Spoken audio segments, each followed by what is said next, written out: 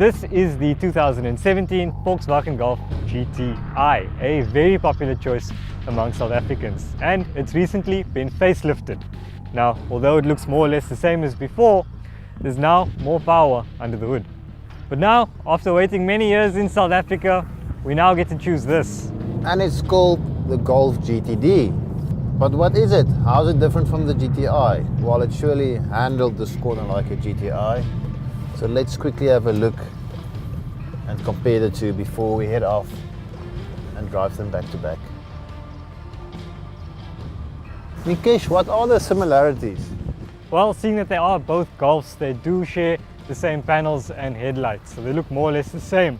But when you start to take a closer look at the both of them, you'll see the subtle differences. That's true. If you take a closer look at the headlights, the GTI's still got that iconic red lining, which the GTD doesn't have, and the GTI has been fitted with the optional larger 19-inch wheels. If you move to the back, it's got different exhausts compared to the GTI. Inside, the GTI and GTD are pretty much the same. You get the same flat-bottomed leather steering wheel, leather sports seats, and the steel pedals. One thing that is different though is the contrast stitching.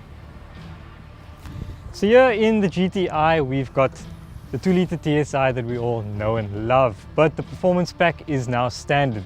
So we get 169 kilowatts and 350 Newton meters of torque. On the GTD, we've got the TDI engine, obviously, the 2-litre turbo diesel 4-cylinder engine. Here it develops 135 kilowatts and a very healthy 380 Newton meters of torque. So on paper, they are quite different, but the thing is, Willem, this has a GT badge. And the big question is, can it live up to the iconic status that the GTI has set? Well, let's put them in a drag race and find out.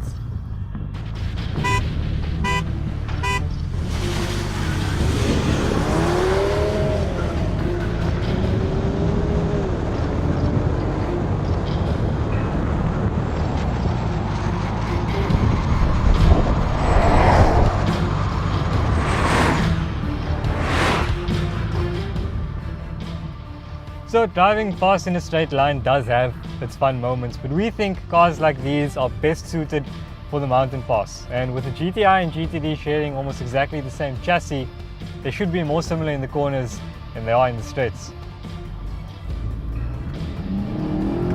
Okay, so obviously the GTI is quite a bit faster than the GTD, but that was a given. Because if they made the GTD anywhere close to the GTI, it would create a bit of confusion. But here in the corners, it looks like that GTD is enough.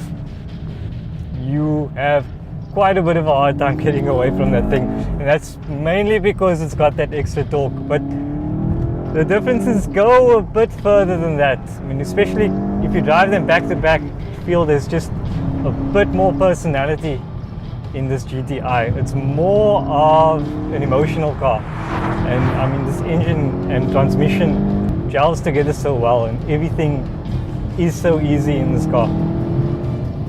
From where I'm sitting, it does feel like a GTI in terms of the handling and the steering. It actually feels quite funny to be driving a car this quick that's actually diesel. The GTI is for someone who is, let's say, more of a serious driver, who wants to be pushed just a bit further to the limit, and it does it quite well. The GTD obviously doesn't rev that high. I mean, it wants to shift at 4.5 at the most. But in terms of braking and cornering, it feels similar.